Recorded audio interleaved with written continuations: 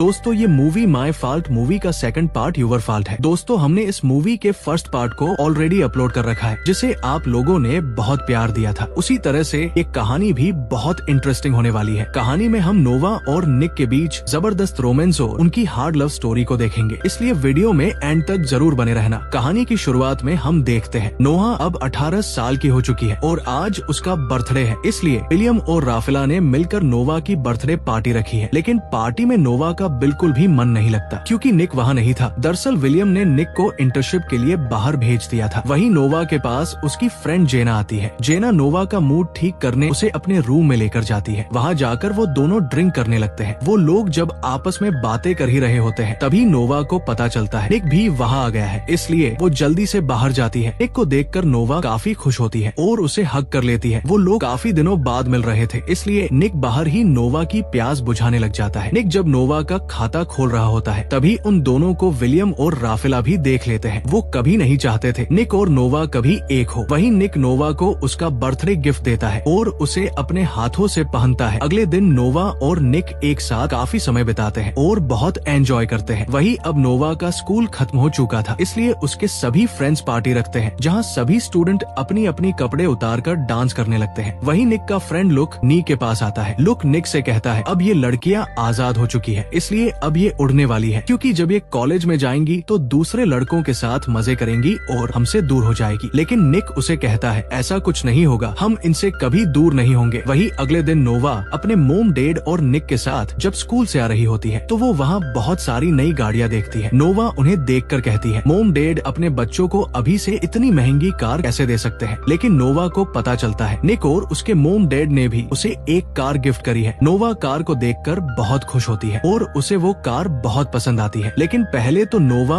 उस कार को लेने से मना कर देती है, लेकिन निक के कहने पर वो कार लेने के लिए तैयार हो जाती है। दोस्तों मैं आप लोगों को बता दूं, निक के डैड और नोवा की मोम अब एक साथ ही रहते हैं। अगले सीन में हम देखते हैं निक और नोवा एक साथ ड्राइव पर जाते हैं। वहीं निक नोवा को अपना नया घर दिखाने के लिए लेकर जाता है। निक नोवा को बताता है ये घर मुझे मेरे दादाजी ने गिफ्ट किया है। इसी तरह से बातें करते करते ये लोग आपस में रोमांटिक होने लगते हैं और निक नोवा का खाता खोलने लगता है। खाता खोलते समय निक नोवा से कहता है आज से हम दोनों यही आकर मजे करेंगे। ये सुनकर नोवा को गुस्सा आ जाता है क्योंकि नोवा को लग रहा था निक उसके साथ इसी घर में रहने वाला है। लेकिन निक ने तो वो घर बस नोहा का डोल बजाने के लिए लिया था, जिससे नोवा गुस्सा होकर वहाँ से चली जाती है। वही रात के समय निक अपने फ्रेंड लुक से कहता है मेरी वजह से नोहा नाराज हो गई, मुझे उससे इस तरह से बात नहीं करनी चाहिए थी। दूसरी तरह नोहा भी अपनी फ्रेंड जेना से कहती है मुझे लगा रहा था नोवा और मैं अब एक साथ रहेंगे, लेकिन उसे तो बस मेरी लेने से मतलब है। वही अगले दिन नोवा की मोम उसे उसके लिए एक रूम दिखाती है जहाँ उसके साथ एक लड़की भी रहेगी जो उसकी रूम पार्टनर है। वही दूसरी तरफ हम निक को देखते हैं जो अपने डैड के ऑफिस में होता है। निक के डैड ने निक के साथ काम करने के लिए एक लड़की को हायर किया था। इस लड़की का नाम सोफिया होता है। सोफिया निक से कहती है मुझे तुम्हारे बारे में सब पता है, तुम लड़कियों को किस नजर से देखते हो, इसलिए तुम मेरे बम को मत घूरना। लेकिन सोफिया के जाने के बाद निक पीछे मुड़कर उसके बम को देखता है। अगले सीन में हम नोवा को उसकी मोम के साथ देखते हैं। नोवा की मोम नोवा को निक और उसका फोटो दिखाती है और उसे कहती है तुम दोनों के बीच में क्या चल रहा है। नोवा अपनी मोम को बताती है मैं और नोवा एक दूसरे से प्यार करते हैं। नोवा की मोम उसे निक से दूर रहने के लिए कहती है क्योंकि निक उसका स्टेप भाई है। लेकिन नोवा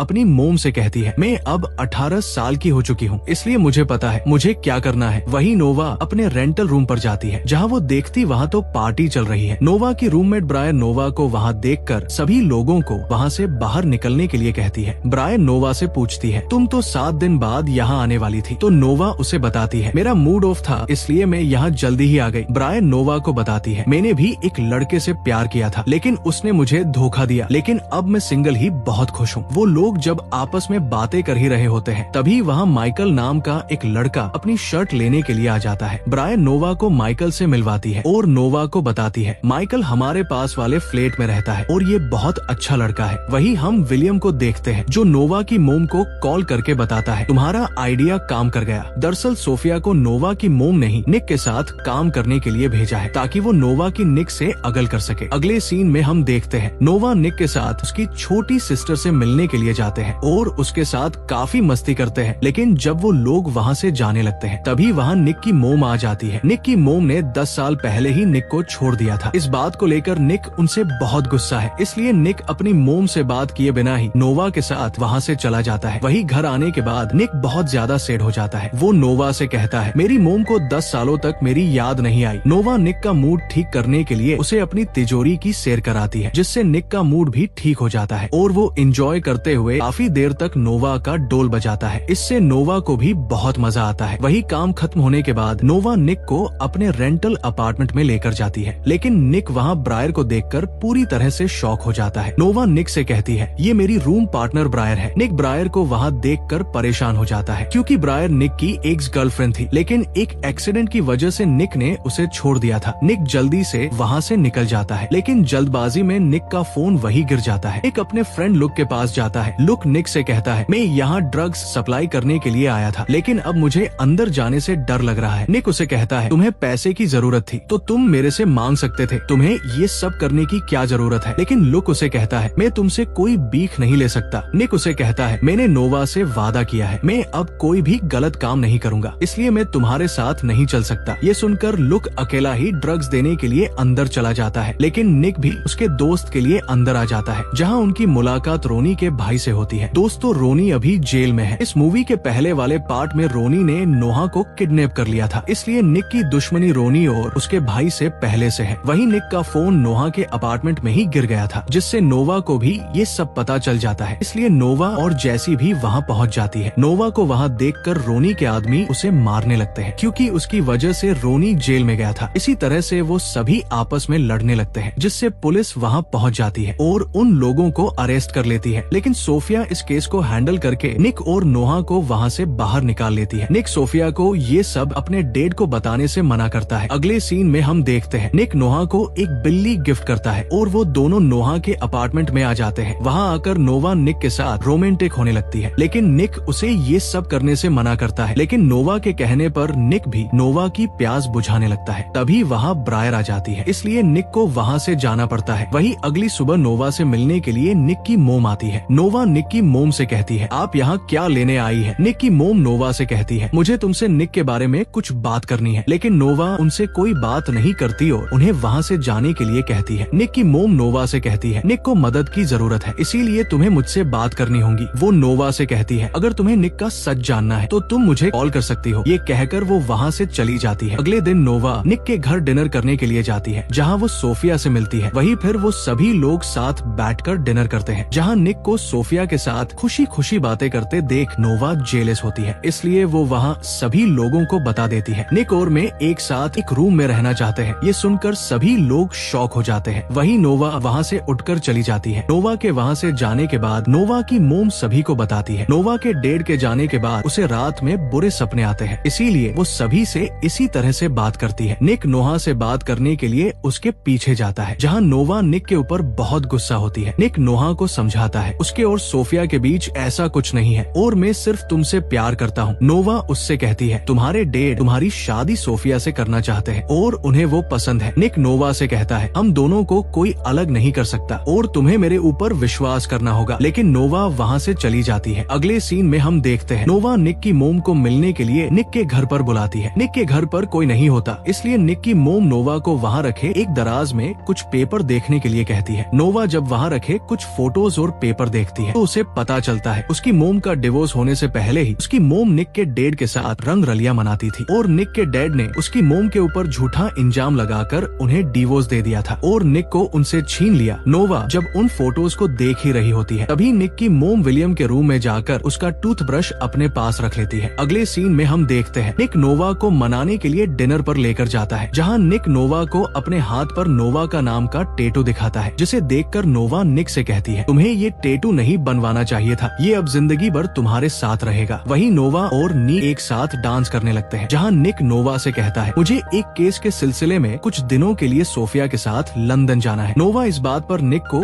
कोई जवाब नहीं देती। इसके बाद वो लोग घर आकर साथ में रात बिताते हैं। वहीं अगली सुबह सोफिया और निक लंदन जाने के लिए निकल जाते हैं। वहाँ जाने के बाद निक अपने दादाजी से मिलता है और उनसे ब्रायर के बारे में पूछता है। निक के दादाजी उसे बताते हैं, ब्रायर का जब तुम्हारे साथ एक्सीडेंट हुआ था तब वो 6 महीने तक हॉस्पिटल में एडमिट थी। इन सब में तुम्हारी कोई गलती नहीं थी, इसलिए तुम्हें टेंशन लेने की कोई जरूरत नहीं है। वही सोफिया निक के पास आती है और वो लोग आपस में कुछ बातें करने लगते हैं। अभी सोफिया को पता चलता है वो लोग जिस केस के लिए यहाँ आए थे उसे वो जीत चुके हैं। ये सुनकर निक बहुत खुश होता है और सोफिया को हक कर लेता है। वही निक वापस आ जाता है और केस जीतने की खुशखबरी नोवा को बताने के लिए जाता है, लेकिन निक को पता चलता है नोवा वहाँ नहीं है, इसलिए वो उसे उसके अपार्टमेंट में ढूंढने के लिए जाता है। दूसरी तरफ हम नोवा को देखते हैं जो ब्रायर और माइकल के साथ ड्रिंक कर रही होती है, लेकिन ब्रायर को नींद आ रही थी इसलिए वो वहाँ से चली जाती है। ब्रायर के वहाँ से जाने के बाद माइकल नोहा के करीब आने लगता है, लेकिन नोहा उसे वहाँ से जाने के लिए कहती है। माइकल जब वहाँ से जाने लगता है तभी निक भी वहाँ आ जाता है। निक नोहा